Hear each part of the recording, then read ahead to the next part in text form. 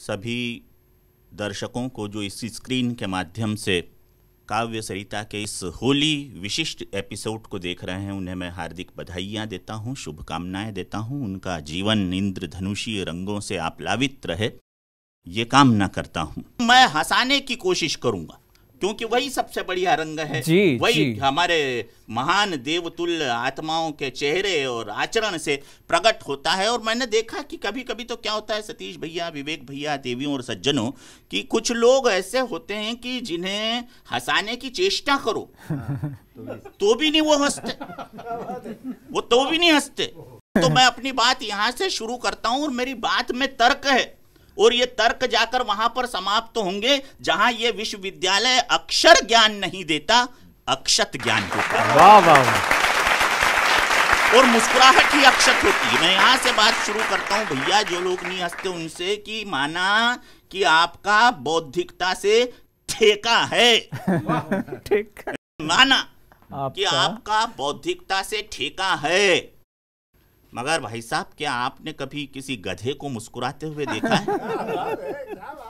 आपने देखा है कि कभी कोई भैंस मुस्कुराई है? मैं माना कि आपका बौद्धिकता से ठेका है, लेकिन क्या आपने कभी किसी गधे को हंसते हुए देखा है? आपने देखा है कि कभी कोई भैंस मुस्कुराई है या किसी बिल्ली के बच्चे ने किलकारी लगाई है? ये जिंदगी का सबसे बड़ा तर्क है कि हंसी आदमी और जानवर के बीच का फर्क है। हंसी आदमी और जानवर के बीच का फर्क है। इसलिए मैं कहता हूं भाई साहब, कीप यू वीप, यदि आप रोते हो योर ट्रबल्स आर हीप, तो कठिनाइयां बहुत बड़ी हो जाती है। इफ यू स्माइल, लेकिन यदि आप मुस्कुराते हो योर ट्रबल्स आर रिकंसाइल, तो कठिनाइयां बहुत कम हो जाती है। बट इफ यू लव, लेकिन यदि आप ठहाका लगाकर हंसते हैं, योर ट्रबल्स आर ऑफ, आपकी समस्याएं समाप्त हो जाती है। तो हंसते रहें, मुस्कुराते रहें, ठहाका लगाते रहें, क्योंकि ये हंसने का वरदान परमात्मा ने केवल मनुष्य को दिया है भाई साहब। मनुष्य के अलावा सृष्टि में सब रोते जरूर हैं, लेकिन हंसता केवल इंसान है भाई साहब। तो हंसना इंसान में इंसान होने की तहजीब है, पहचान है, अस्मिता है। बस वही रंग मैं आपके तरफ भेजना चाहता हूं। इस रंगों के पर्व पर अपनी कविता शुरू कर रहा हूं। तालियों से हम स्वागत करते हैं। अभी तक भी कविता ही थी, अभी तक भी कविता ही थी। अब मूल कविता की तरफ आ रहा हूं कि पिछले दिनों झूमरी तलैया में एक कवि सम्मेलन करवाया गया। देश के सारे फोकटिया कवियों को बुलाया गया। एक बार झूमरी तलैया में कवि सम्मेलन करवाया गया, देश के सारे फोकटिया कवियों को बुलाया गया। मंच पर आते ही संचालक ने हा करके बेवजह ठहाका लगाया और सबसे पहले एक गीतकार को बुलाया। देखिएगा भाई साहब, कवि सम्मेलन के मंच का जागृत चित्रण कर रहा हूं इस समय कि पिछले दिनों झूमरी तलैया में कवि सम्मेलन करवाया गया, देश के सारे फोकटिया कवियों को बुलाया गया। मंच पर आते ही संचालक ने करके बेवजह ठहाका लगाया और सबसे पहले एक गीतकार आया। गीतकार ने अपने हाथों को नचाया, जेब में से कागज का पर्चा निकाला और उसके बाद ये बांचा। क्या बांचा? कि मेरा जीवन आप थोड़ी थे गीतकार। मेरा जीवन कोरा कागज कोरा ही रह गया। तो संचालक ने टिप्पणी की कि भैया जब कोरा ही रह गया तो कागज में से क्यों बांच रही है भैया? मेरा जीवन कोरा कागज कोरा ही रह गया। आनंद लीजिएगा भाई सब। एक हवा का झोंका आया, दो हवा के झोंके आए, तीन हवा का झोंका आया, चार हवा के झोंके आए, पांच हवा का 5 हवा का झोंका आया, 6 हवा के झोंके आए टिंग टिंग, 7 हवा का झोंका आया, 8 हवा के झोंके आए। अब क्या हुआ सबकी, जब झोंकों से बोरियत बढ़ने लगी तो पब्लिक हूट करने लगी। तो गीतकार ने कहा कि आपने हमारे जैसे बड़े कवि को इसलिए बुलाए हैं, अरे पूरे 786 झोंके आएंगे, पूरे 786 झोंके आएंगे। अब संचालक ने एक वीर रस के कवि को बुलाया, तो सिंगल चेचिस का वीर रस का कवि अपने बाजुओं की मच्छी फुलाते हुए आया, तो वो मच्छी ऊपर के बजाय नीचे निकल गई। मच्छी फुलाते हुए आया और उसने माइक पर जोर से फरमाया।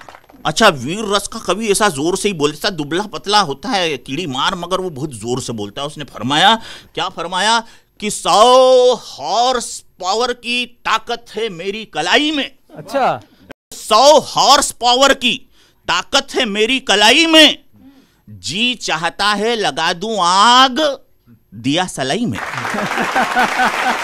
हास्य की बात, जी चाहता है लगा दूं आग दिया सलाई में। अब संचालक ने एक ट्रक छाप शायर को बुलाया। ट्रक छाप शायर आया और उसने फरमाया कि इस चिलमन से हम झांकें और उस चिलमन से तुम झांको, इस चिलमन से हम झांकें और उस चिलमन से तुम झांको। अरे लगा दो आग चिलमन को, न हम झांके न तुम झांको।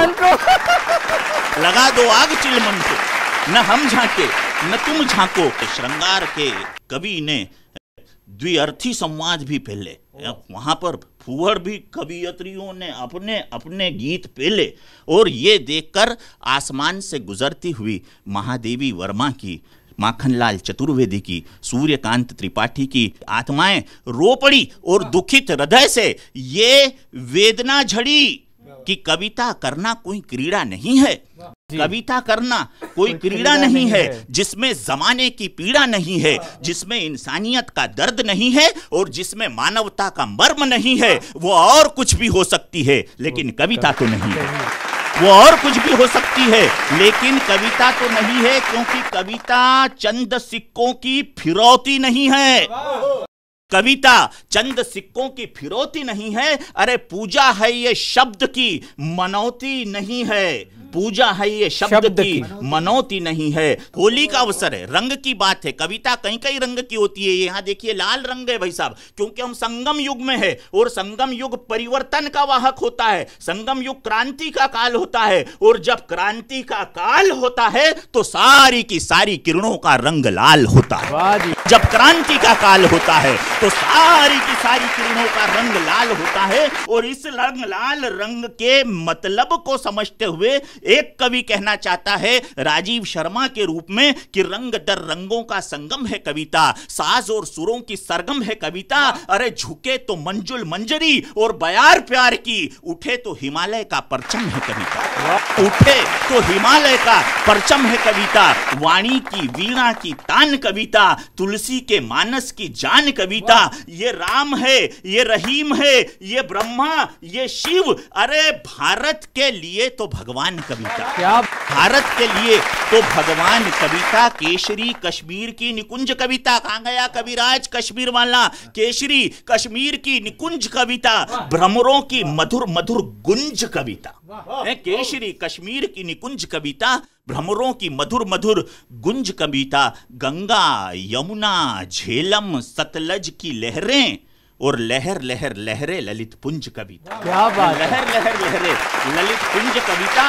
और रंगों का त्योहार सबसे महत्वपूर्ण इस मायने में है, चाहे वो लौकिक जीवन हो या हमारा यहाँ का अलौकिक जीवन, दोनों में सबसे ज्यादा महत्वपूर्ण इसलिए है क्योंकि रंगों का त्योहार बिछड़ो हुओं को अपने से मिलाता है। रंग पंचमी, क्या क्या बढ़िया उपमा है भाई साहब। देखिए प्रहलाद अच्छाइयों का प्रतीक, होली बुराइयों की प्रतीक।